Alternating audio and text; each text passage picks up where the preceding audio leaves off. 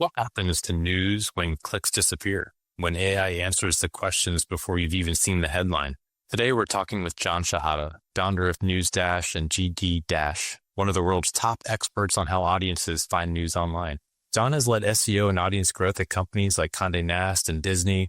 Today, he's building tools for the next chapter of news discovery, one where traditional search is no longer the front door. This episode is about the existential crossroads facing digital publishers. We unpack the collapse of ad-based traffic models, why Google Discover has quietly overtaken search as the top traffic source for news, and how AI overviews and LLMs are reshaping what visibility even means. John explains how Google's personalization engines work, why content entities and categories matter more than keywords, and what publishers can do to survive and maybe thrive in this new reality. John is building platforms that help publishers adapt, but he's also navigating a moment of deep uncertainty, where long-held strategies may no longer work and new models haven't quite arrived.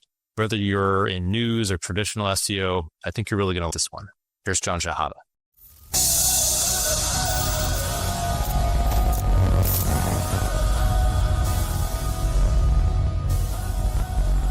John, welcome to the Page 2 podcast. I'm joined as always by my business partner, Joe DeVita at Moving Traffic Media. We're excited to talk news today. But I thought maybe we'd start with just the evolution of your career. I think the work at Condé Nast was incredible, helped solidify your expertise in the news field, and then moved into more of a product-focused role. I'd love to hear a little bit more about just your career trajectory into more of a SaaS business, right? Yeah, John and Joe, thanks for having me, guys. I'm very excited actually to be on your podcast. So how much time do you have for the career? As much time as you need. Okay, I think I shared this with few people, but I was almost a pharmacist, right, in another life. And then I think I woke up one day, I grew up in Egypt, moved here to the States a long time ago, and I woke up one day, I was like, I really hate pharmacy. I hate chemistry. Why am I doing this? And so I shifted college education to like computer science and software engineering and stuff like this. And I was like so happy, so excited. Then I started working back in the days in an agency developing products for them, like writing code and stuff.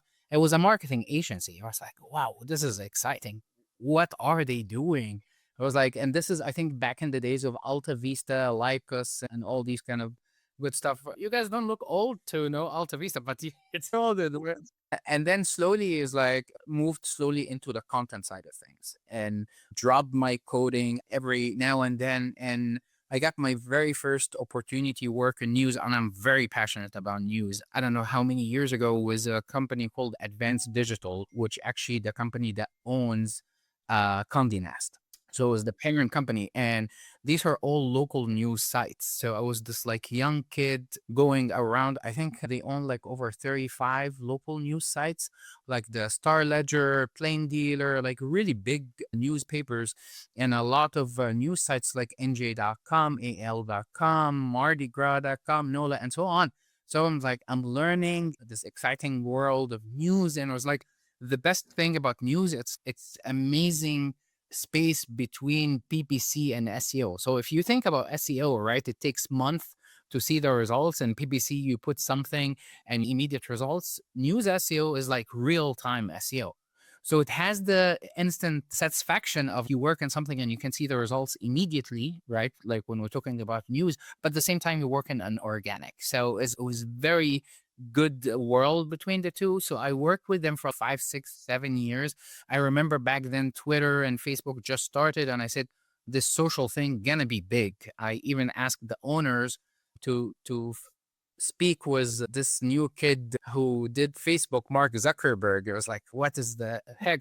And then after that, I built the very first social team, I think, in the nation, working on local news. So I did SEO and social for them, and I enjoyed it a lot. And then I moved to Disney.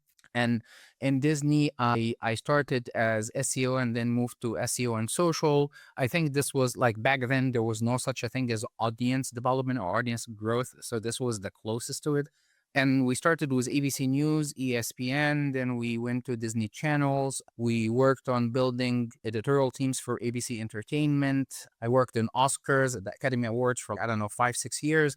And I was very satisfying. And I work with all the TV programs like Good Morning America, What Would You Do, Shark Tank, and stuff like this. So it was a good introduction, not just to hardcore news, but also TV and how we can take a program like Shark Tank and like what type of questions that people are asking and how to can enrich this program. It was also a very good start for TV networks. Don't like to talk about themselves. So actually getting ABC Entertainment to start talking about their shows like Lost, if you guys remember Lost and all these great shows, right? And then after a while, 5, 6 years, or I can't remember, I moved back to Condé Nast, which is, I think I only worked like in 3, 4 companies in my whole career. And back then I moved in, I built on the audience dev team for the US brands. So this is Self, Wired, New Yorker, Bon Appetit, Epicurious, and all of those, Vanity Fair. So we built SEO teams, we built social media teams, and I think we did very good job. So they assigned me to take on newsletters. And for me, it was like, newsletters, this is really cool. And I didn't know much about email campaigns, but I think when you apply the same kind of principles of audience growth, it doesn't matter what channel. And this is what I was trying to approach, testing and learning and all of that. So I did that, and then I got promoted to the global VP of audience development strategy. So I was managing all the SEO, social, newsletters, audio, podcast, and stuff like that. And I had a small innovation team. Like we were building a lot of products and also the all organic partnerships. So for 7 years or 8 years. And I think around COVID, it was very clear to me. I had this entrepreneurial thing, right? When I was in college, this is how I paid for my college. I built a software that sells phone cards online. Back then, you had to buy the phone cards and scratch it to call if you have a family overseas or something. So that was like a really fun. I was like, I always wanted to go back, but my career was actually doing well. So I said during COVID, when I start like staying with my kids at home, I love this. I enjoy this because my commute was too long. So I started planning it. And in 2022, I quit. And that's what I do full time, SaaS, just building products that I like for things I'm passionate about, like news, Discover, AI now, and so on. Sorry, it's a long answer, but It's perfect because I think there's so many directions to dive into. On maybe a place to start is just looking back across your career. You've benefited from seeing these big sort of shifts in the industry, right? There was first like really big algorithm updates that just wiped out sites. Then it was mobile. Then it was supposed to be voice. Now it's AI. Is there anything that is fundamentally different about this environment today compared to maybe some of those other new technologies that were supposed to be so disruptive? I don't think they ever fully came to fruition in the way that they were being forecasted. I think AI, you could argue, is maybe a little bit different. Actually, I totally agree with you. I think it's different from everything else that we saw before. I feel like every other disruption that came along to the industry was somehow additive, right? Or enhancement or something that you can work with, like from mobile to voice to all the algorithm updates. The algorithm updates were happening on search, right? So everything is, even with social, if you think social at a certain point of time, Facebook was actually sending more traffic than Google at a certain point of time. And when, right, I was like, that's it, the dead of search. Like everyone gonna sit on Facebook and just find whatever stories they feed them, right? So we went through this, but I feel now this is different. Definitely, and there's a whole argument online. I was like, is it the same? Is it different? What to call it? I'm not gonna get into this. But what I feel is this is the moment where everyone was going to Blockbuster to rent VHS tapes, and people are, and Netflix just started streaming, right? And everyone is arguing this is a fad. It will not interrupt the industry. I feel it's the same thing. I feel, I'm not saying SEO is dead by any means, right? I think SEO will continue. People will continue to search. How will they search and where will they search, right? And I think the same kind of principles of deciphering algorithms and understanding what works for our audience and how we gain visibility, I think the same principles apply. But I think it's a pivotal moment in our industry, not for every industry. Definitely evergreen content, top of the funnel content, informational content will be impacted more than anything else. But I wonder how news will be consumed, right? Not only in the next couple of years, but when you start thinking about like Gen Alpha and Gen Z, right? It's like, where do they consume news? How are they going to get news? How LLMs will surface news? Will Google still keep news unharmed from all the AI summaries and overviews and AI mode and stuff? I think there's so many unknowns, but definitely the one thing that I know is like we are moving towards this direction and very quickly and very fast. Can we spend a little bit more time there? I really love the perspective. If you have a passion for journalism, you're always going to want to create some news. But if you're a business type, what's the incentive today to start a news organization? I'm not sure about starting a news organization. I think there are gonna happen a lot of consolidation will happen, right? Where smaller and medium news organization will be consolidated in a bigger organizations, especially that they have better revenue diversification, right? Because like display ads and display revenue is gone. It's gone forever, right? Pennies, it keep getting cheaper and cheaper for the last 10 years, right? So if you don't have a very clear view of how you're gonna diversify your traffic, or if you're not part of a bigger organization that probably they making their money elsewhere, not online or display ads, or you don't have something like, hey, people subscribe because my content they can't find it anywhere else and stuff like that. So I think there are going to be a lot of consolidations. I think local news will remain because you cannot find this news with like bigger news organizations, the BBCs and CNN of the world, right? But there is a lot of content in between where people don't care much to subscribe or pay for, right? It was like, hey, celebrity gossip and celebrity news and stuff like this, right? So there need to be another business model. So I'm not sure about starting news. I think news will evolve. If you remember, the music industry was Napster and Lemon Lime and all the stuff. It came to a point where it was like the whole industry was threatened. And then they found, right, a new platform where, okay, people don't want to buy a whole album and a CD. So I feel with news, and I said that to actually, I did a lot of editorial trainings and sessions with publishers, strategies, and so on. I said, what matters is the content, regardless what is the medium. Yesterday was a new news on paper. Today was it's online. Tomorrow it could be a hologram view in your room, right? Or so that's what matters is the substance itself. I'm not sure if I answer your question, Joe, but it's I think the answer that I heard there is from Napster to it was like Apple Music when you could buy one song yeah, at a time. That was the big transition. That was the business model shift. yeah. That's giving it away for free to artists getting some portion of that revenue. So that hasn't been figured out yet with AI. It's coming along because a lot of LLM models are starting their publisher programs where publishers actually can, if you think about ChatGPT, they have like their publisher program where you can join and then they select who they want to work with. So there is some kind of direct deals happening. I think we're going to move to a point where there is a token revenue system where, you know what, if we use your news in our training model, or if we are grounding the search and retrieving live news from your site, right? We're using certain type of token and we will pay you every time we use your content, or we even have it cached or in the training model and we use it to surface. So I think we're gonna move there eventually. And I think there will companies that will emerge to be like ad networks and stuff like this will be like the middle like interface between the news and the LLM platforms. I think eventually we will get there. I'm not sure how fast, but otherwise, news organizations will be hurt tremendously if this revenue model doesn't evolve. I got one, John. I know you're Yeah. chomping at the No, bit. go ahead. If, I have if one you to build on that, but go ahead. Yeah. if you're a news organization today, before that reality exists for that tokenized revenue sharing, do you block your content? I don't think you should block your content. I think you should, unless you're blocking your content or suing LLMs as a lever because you're out there and they really need your content. So they will do whatever to get your content.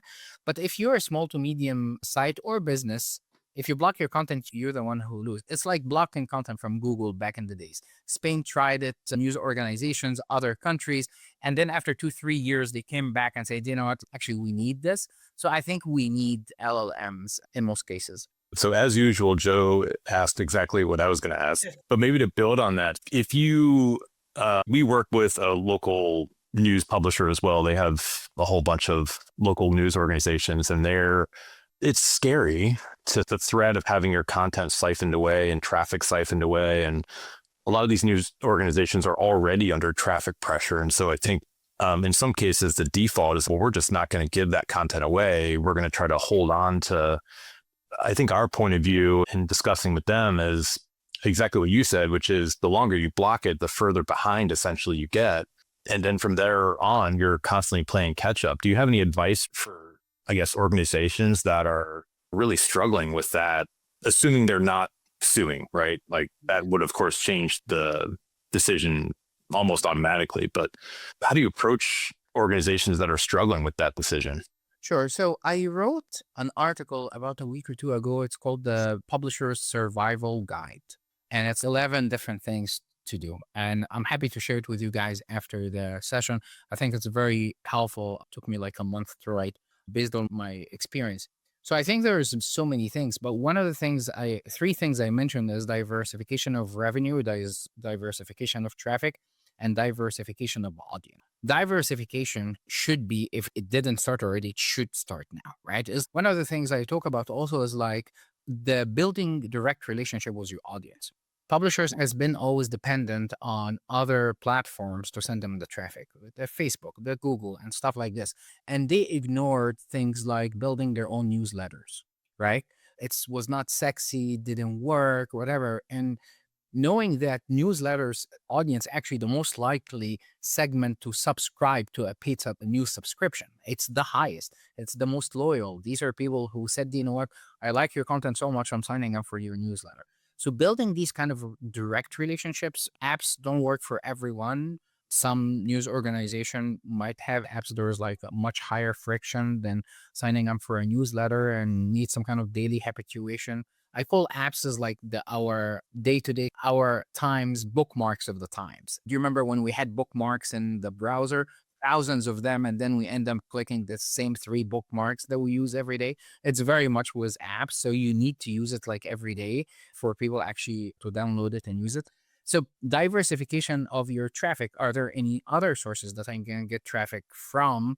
Or is like mainly Google, Facebook, Discover has been like a big sending the biggest traffic for news publishers above everything else, even above Google search. Most of the publishers now is like about 70%, 65% to 70% of their traffic from Google Discover. Is there is an opportunity there? And so on, right? Is your audience young or old? Can you diversify this type of audience? Can you diversify your content? I think there's so many that can be done. Also looking into consolidation. I think I mentioned it. I think a lot of news organization will start consolidating because there is power on coming together, right? Either consolidation as business entities, right? Or consolidation in forming unified fronts, right? To approach LLMs with one united voice, right? One single publisher is different from having 100 speaking on all of their behalf. And I would guess you would have a little bit more bargaining power when you go to the table to try to get revenue for every time it's used, right? Yes, absolutely. Yeah. Yeah, that makes And a ton of sense. yeah, the strong carries the weak, right? So there is a strength in like unity and coming like speaking with one voice. Yeah, that makes a lot of sense. I was reading another blog post, we'll link to it in the show notes, around some of the analysis that you did around the different verticals within news that were actually being impacted by AI overviews. And one of the things I really like about your studies is the depth of data is significant, like millions of impressions, and it's very different from some of the other studies that are like, oh, we looked at 100,000. You know what I mean? It's just the context is much more meaningful, in my opinion. And I thought one of the really interesting things was at the time of the study, I think it was less than 4% of general news queries were actually triggering an AIO. And so I don't know if you have a contrarian point of view on how disruptive it is currently. I think future or forward looking is, I would guess it's going to grow, right? But how How disruptive is it really based on the data that you're seeing? So I'm not sure which study we did. We did one last year and we did one a week ago. So a week or two ago. So let me open it here. So there's so much numbers. But I think the good news is comparing last year to this year, we found that AI overviews, specifically AI overviews, hasn't increased that much. I think last year when we did it was like 3.9. This year is like 3.5, 3.6. So it's very constant, which is good news. But there are some verticals, like you mentioned, it's much higher than others. Like I think with health, specifically health, it's the highest, right? Followed by technology and science. But when you come to top trends or like top breaking news or world news or sports news, we haven't seen that visibility of AI overview. But the interesting thing is we start noticing that I think the difference is last year, we're only measuring on what's happening right now, right? This is trending. Is there an AI overview or not? This year is like we start measuring how long AI overviews, if any, to start it. And one of the things, yeah, one of the things that we noticed is like for sports events, within 6 hours, 7 hours, Google will tell you, hey, this is the recap of the game, right? This is what happened, stuff like this, right? And I feel like there is some kind of a connection with like search demand or search volume or content production, or it could be a mix of all of them, right? And we like when we see well, like demand starts like slowing down, the AI overviews like start rising up. And then if demand comes up, the AI view. So it was a little bit different. So we're still testing. We're in a very early stages of testing, but I think health is the most impacted. So this is one thing. In the previous study, I analyzed like more on the evergreen side of things as well. Evergreen and top of the funnel kind of content and how to and service content and all of this gonna be impacted like in a huge way. I think if you think about affiliate content as, hey, these are the 10 best sunglasses for men, no need for middleman anymore, which is devastating for a lot of news publishers, or the 10 password managers for 2025, right? As you can do this study and comparison, and I think LLM will reach a point where like it won't need some of that content. It can actually analyze it based on the specs and everything else, based on UGC. If you go to Reddit, for example, right, you find a plethora of reviews, actually first-hand reviews. I use this product, it's horrible, or I use this product because I couldn't find any other product that worked for very my specific edge case. That's why Reddit has been like Google has been using them and have a direct deal. That's why Reddit actually is more visible or impacting results that happen in certain LLMs and so on. Yes. I think I heard two pieces of advice there, and maybe if I get this wrong, please correct me. But the one piece of advice may be that general content that you used to find some success with in terms of SEO will become less important. Small publishers, small news organizations probably should focus on now is their unique voice. What can they say differently from everyone else? The other thing I heard you say was around breaking news that's around 6 or so hours. There's only going to be one person rewarded for the breaking news in an AI output, right? So is speed the advice there? Like you've got, as an organization, you've got to figure out how to get faster. Yeah. So with breaking news, what we found is there is AI overviews doesn't appear much. But in a certain type of news, like events or games or stuff like this, they will start appearing. And we're very early on. So like we're tracking, for example, oh, what's happening, the craziness that's happening around the world and different regions. And we want to see what happened, like when will AI overview. But the one thing for sure is like if the user search Google in a different way, AI overviews will appear. So if you, for example, with everything that's happening now, if you search for Iran, Israel, right, you will see top news and you will see probably like anywhere from 10 to 30 news articles in Google and stuff like this. But let's say you ask, what is the latest with Iran, Israel? Now, you are sending a very clear signal to Google is I don't want to see, I don't want to read the news. I just tell me what's going on, right? So the query makes a huge difference. Will people start figuring this out and say, do you know what? I don't want to read the news. I just want to see what's happening. Now, with LLMs, right? Most of the LLMs right now tap into the deals that they have with news publishers. So if Open AI or ChatGPT, right? Is, oh, I have a deal with Reuters, BBC, and CNN, and you ask me something like this, I will service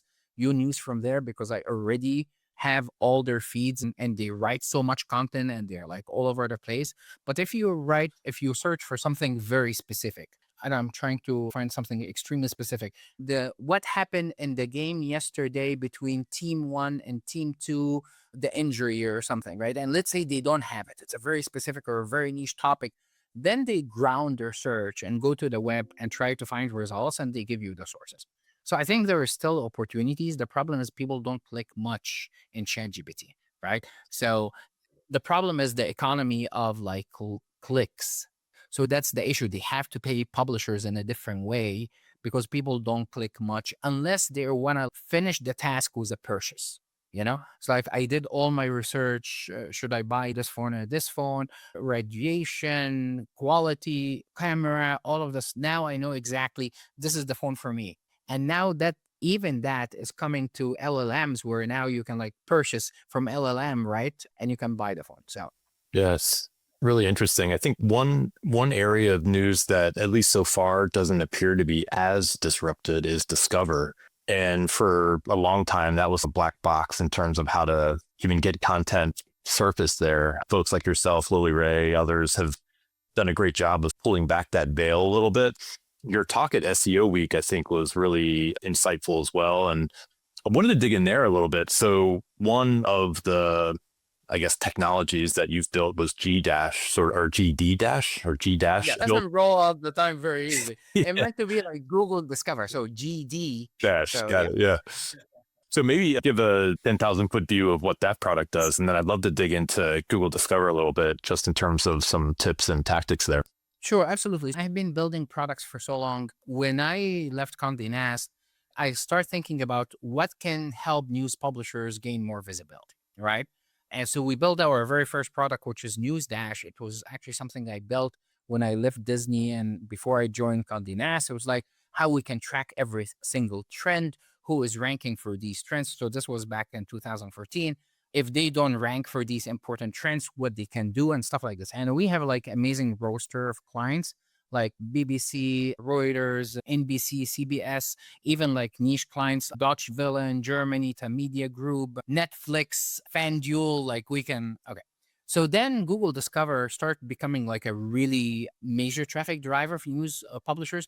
And the funny part is like when Google started Google Discover, they came to me at Condé Nast and say, hey, we want to try with some of your brands. So back in the days, Google Discover was driven by RSS feed. So we give them an RSS feed. So I was always like, oh, Google finally found the missing puzzle for social because they tried social so many times and they failed miserably in many of these attempts. And I didn't know back in the days that Discover will be that huge, but now Discover is sending, as I mentioned before, 70% of Google traffic. So it's way above search. So we built GDdash, and the idea behind that is if historically keywords are the foundation of search, you're optimized and search for keywords. Now there is no keyword in Discover. What would you do? So the foundation in Google Discover is mainly based on two fundamental elements, entities and category. And this is how Google actually look at content before it matches with user interests. Okay, John and Joe are interested in LLMs and AI and stuff like this. So they build for each user a portfolio, right, of interests based on what you read, what you visit, what you search for, and stuff like this. So Google knows all your interests. Now they look at a piece of content that John Shehata wrote about SEO and stuff like that. I was like, and they analyze that piece of content. Okay, this belongs to marketing, right? Or belongs to like entertainment. And under entertainment, it belongs to music news. And under music news, probably it belongs to rock and roll, for example. So this is categorization, right? And Google has about 2,000 categories. And then they look at entities, and entities are real life things, people, locations, organizations, and so on and so forth. And they say, okay, this article, oh, it's talking about Taylor Swift, it's talking about the Grammys, it happened in this location, and so on, and other celebrities were there. So they have all these entities. So when they take an article or content and they categorize it based on categories and entities, then they match it to the user interests. I'm trying to make it in a very simple way, but much more complicated than that. So we said, okay, we can't understand because Discover is highly personalized. I cannot figure out who is the personas of the millions of people visiting your sites, but I can actually understand your content the same way Google understand your content.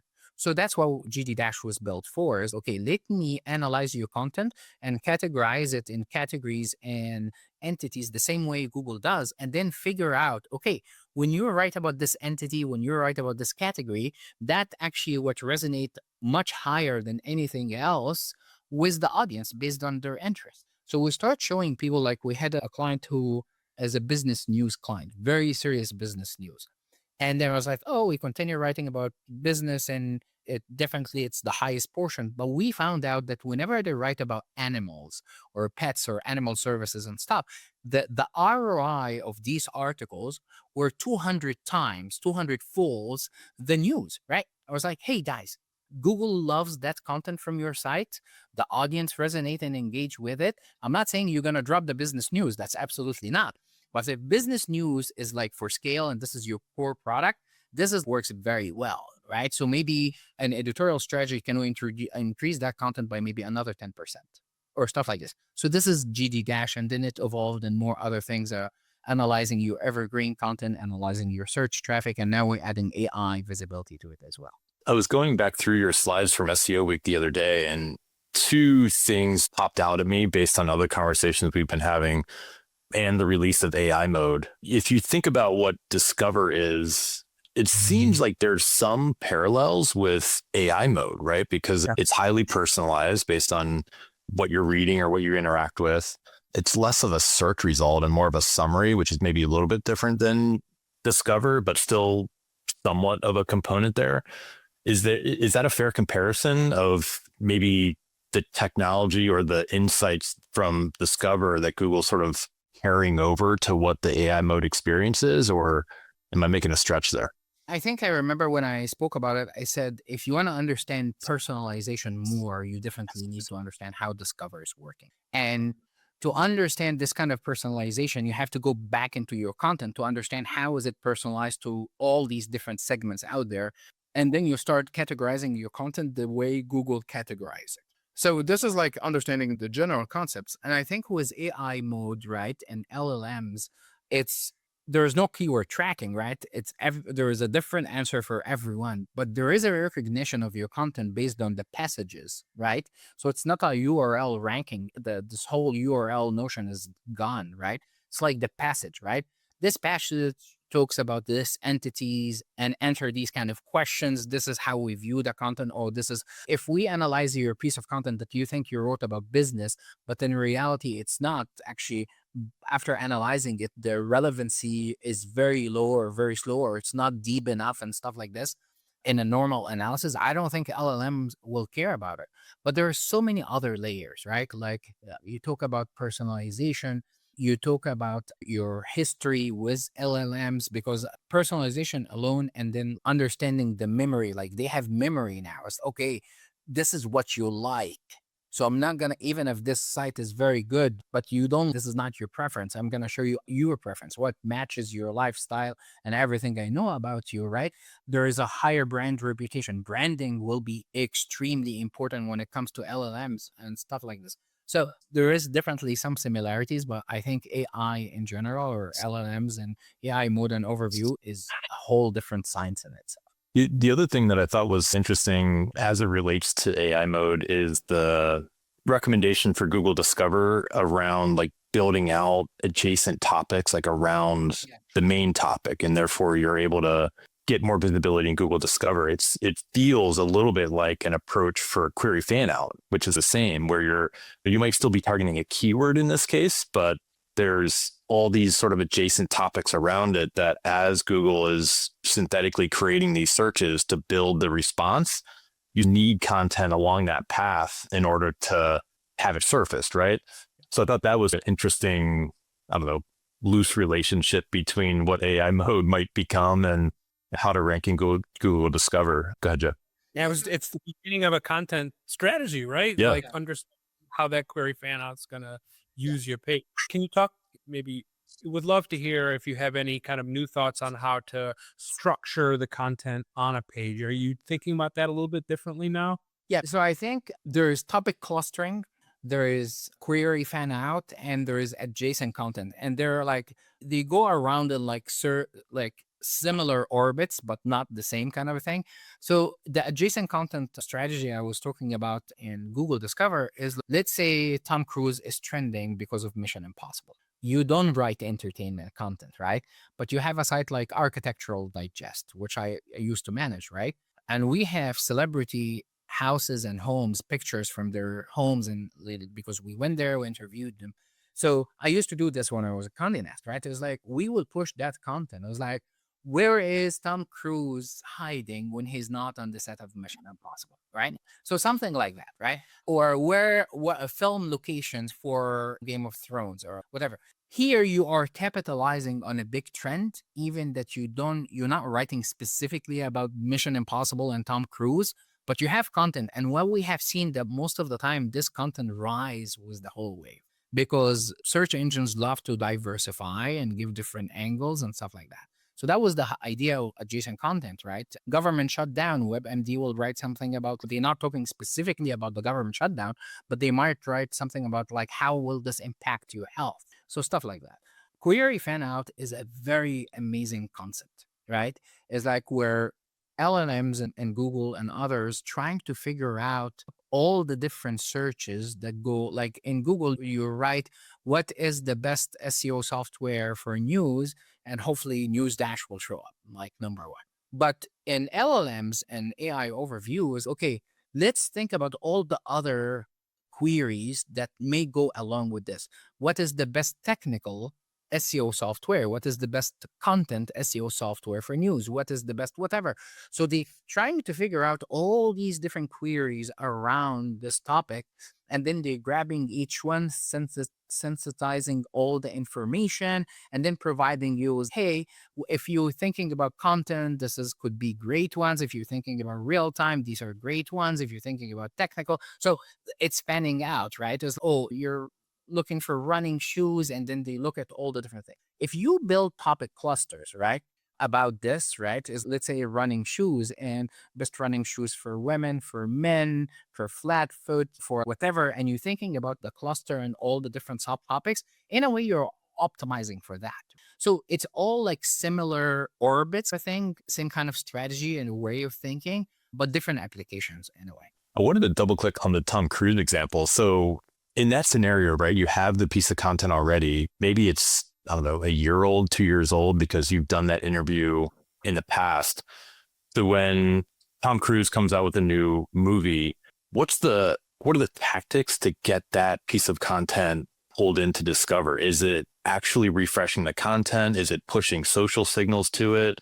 Is there a strategy there, or is it just a natural uplift because of all the interest that it gets pulled into Discover on its own? Do you drive signals into it? Yeah, absolutely. Google tells you there is no way to optimize for Google Discover. And from a technical point of view, they could be like correct, but there are actually 11 ways that you can influence your performance in Google Discover, right? And it's interesting you say signals. For example, let's say this article is buried on the site and you bring it back to the homepage and do some updates and maybe change the URL if this is your SEO philosophy, right? And then maybe update the headline, update some of the images, right? And then do a push notification. Now, and then suddenly a lot of people came and visited the article. So you're sending a signal in through Chrome data, because Google Discover and other Google products look at the usage of articles and stuff through the Chrome data that they have access to. All of these are very strong signals for Google Discover. Right. And I was like, oh, there is a traction, either audience traction or social traction about this article. So we have clients where they write the same article actually every week, the most popular comedy movies to watch on Netflix this week. Right. And they don't change the URL. And every week they take the same article, refresh it, push it back to the homepage, do all the different things that I mentioned about to create traction. And we see it coming again in Google Discover. So it depends on what type of content and the situation. Yes, but these are like the general elements that you would do for an article like that. Let's talk about URL refreshing. I feel like that's a hot topic, not just for news, but even like we do big blog content audits and look for content that's has an evergreen nature to it, but hasn't been updated in 5 years. In most cases, we're not suggesting changing the URL itself, but more about updating the content. And what sort of best practices do you apply or preach when you're going in and refreshing content like that? One thing is the date, right? Some people leave the original published date. Some people leave last updated, which we've seen some studies that show that you shouldn't do that. So there are Yeah. tips like that that are related to actual content refreshing that you've discovered through your testing. Yeah. It depends. Let's divide the content in a very simple way. There are so many ways you can divide content, but let's say there is news content and there is evergreen content. All right. And there are so many variations of like colors, but news content, let's say that we will not write a new article or refresh the content unless there's substantial change to there was a shooting and now we know the victims and now we know the shooter and there's more. So probably writing new content or like we're doing a new URL and stuff like this, right? But if it's like a small typo or stuff like this, wouldn't change the URL. But if the article develop into a second day, a third day, and a fourth day, definitely you want to create a new URL every day. Okay, so I'm gonna put news on the side. Now for Evergreen, in Condé Nast, I created a project called the Pine Tree, and the whole idea of the Pine Tree is they are evergreen, they last forever. Back in the days, many years ago, you write a very good article, it can send you traffic for 5, 6, 7, 8 years. You're good. Nowadays, the last study I did was like a few years ago. You will be lucky if you get like good solid 9 months to 12 months from an evergreen piece of content. So definitely, because Google now know the most recent updates about the topic you're writing about. So your topic can easily be out of date very quickly, right? Or outdated, sorry, very quickly. So my advice is you need to create an editorial calendar for your most important evergreen pieces where you come back, right? And say, okay, we need to refresh that. Now, if it's still driving traffic and ranking well and all that stuff, I will keep it as is.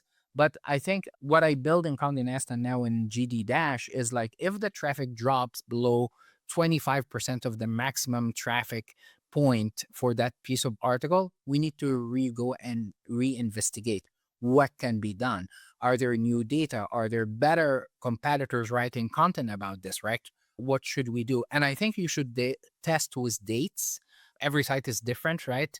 If you're writing something like and Google showed that this content was written 4 years ago, maybe people don't want to click on that because it seems like outdated and I need fresh data. So I think is like the best approach is to test. I think there is no magic answer for everyone, but it's like testing. So identify which content you need to refresh. That's step number one. Step number two, do your like analysis of the landscape or other types of content are appearing, new data that were not available for us, stuff like this. We need to go more in depth, stuff like this, and then you go refresh the content. For URLs, I like to maintain the same URLs for Evergreen and not change them because you want to maintain that history.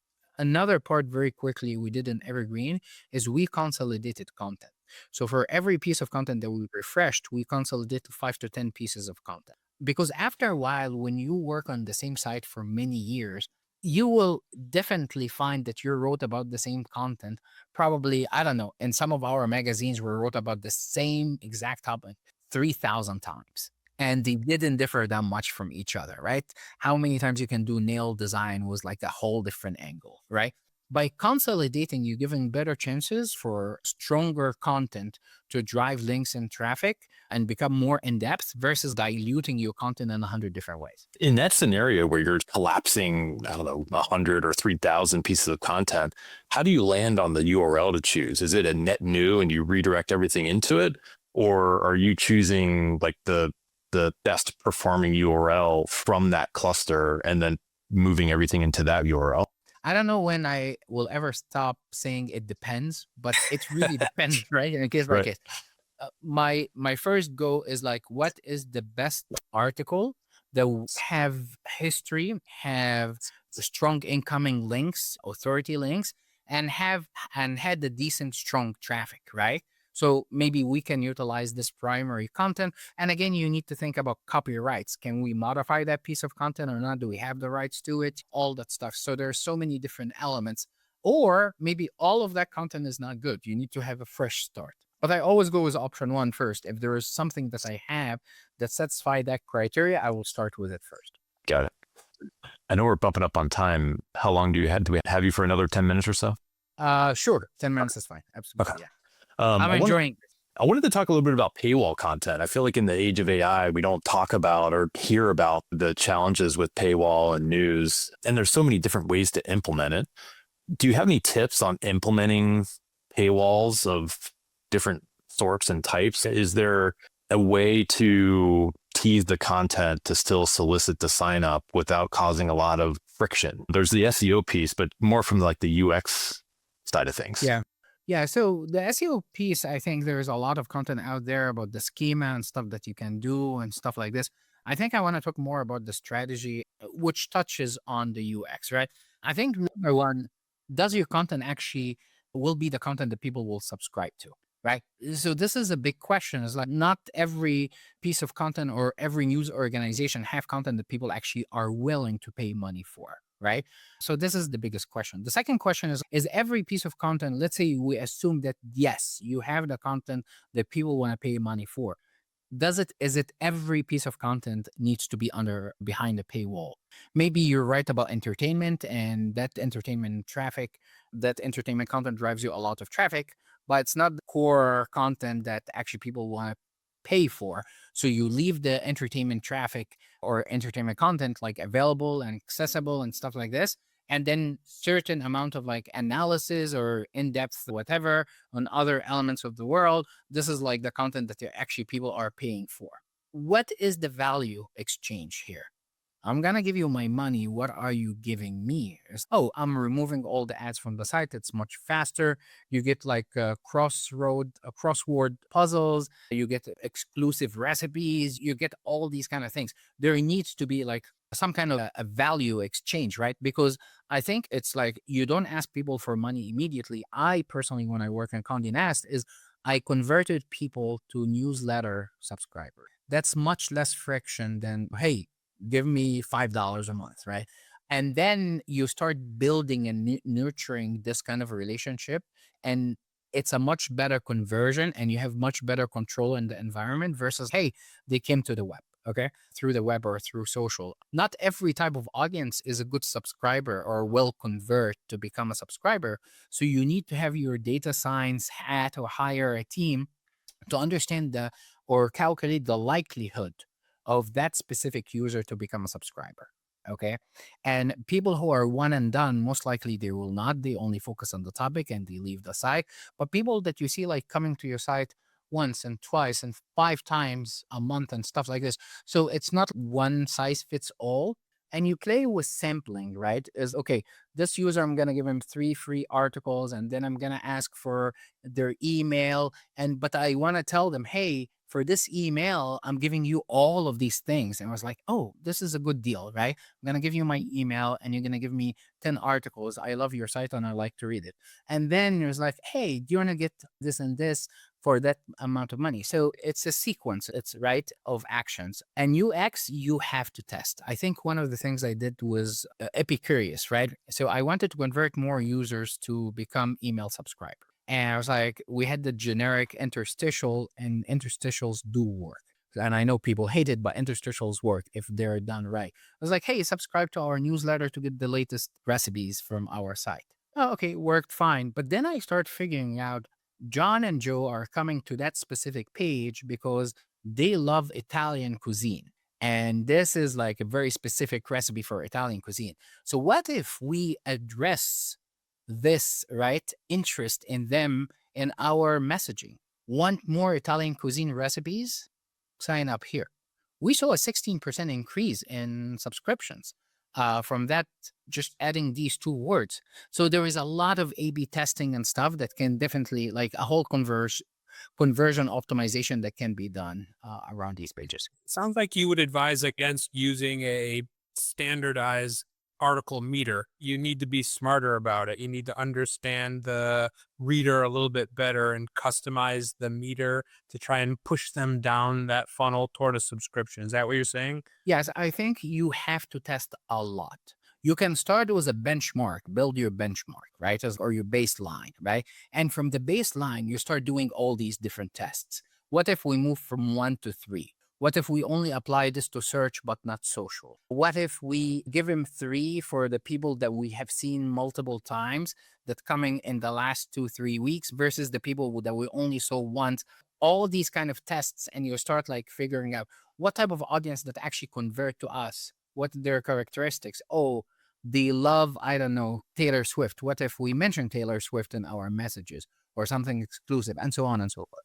So one last thing before we wrap up with our final question, the Nest conference. It's one of the, I think the largest or the only news dedicated conference. So super important for people in the industry to join there. Do you have a date and a location for that yet? Yes, thank you so much for asking. So I'm very excited about this year. It's October 21st and 22nd this year. It's virtual, and that's why we have a lot of people like, and I can call our conference global because we have people from 55 countries that attend. And I think this year is the largest year ever that we did. We have 20 speakers that are speaking for 2 full days, and everything is recorded. So even if you can't attend certain segments of the conference, you can come and replay, like even with questions and answers and chat. So it's a really great platform. Yes, so it's online. Mike King will be the keynote speaker this year. We're gonna talk.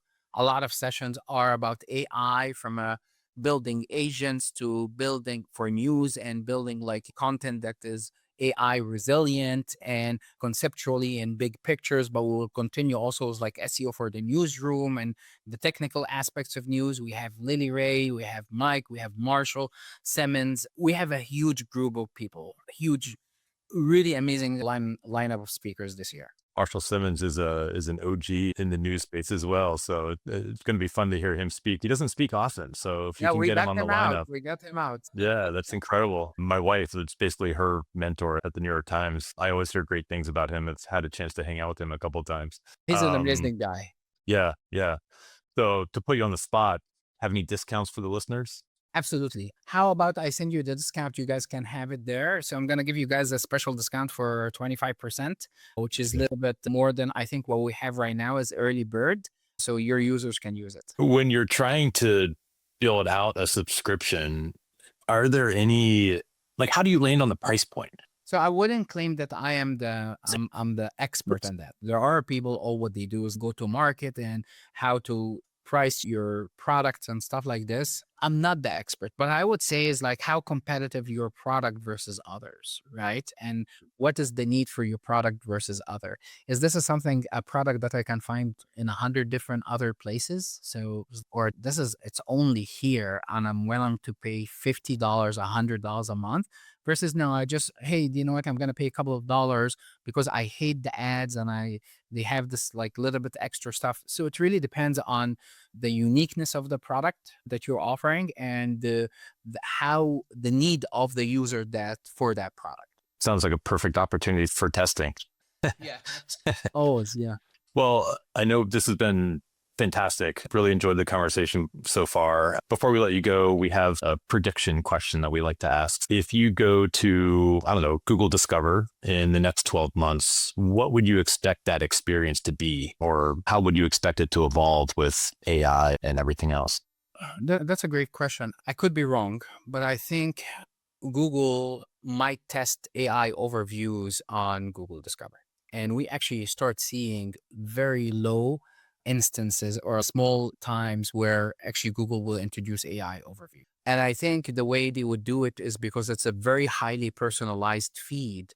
The AI overview could be like the intro maybe to the feed. It was like, today, these are the things that matter that happened. And then you will see all your stories. It's like, when you send a newsletter and you write an intro and you have a list of all the stories below it. I think AI overview will come definitely. I think it will be smarter and smarter about what do they serve you. I doubt that they will disrupt that platform much because it seems like this is the last platform that publishers are getting much traffic from.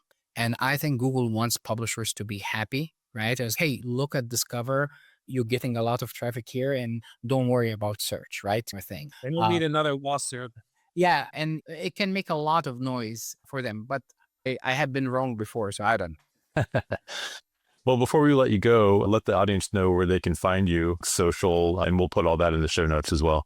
Absolutely. I'm very active on LinkedIn more and more than ever before.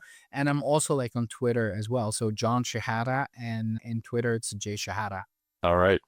Well, thanks so much. This has been amazing. And if you enjoyed the show, please remember to subscribe, rate, and review. We'll see you next time. Bye-bye.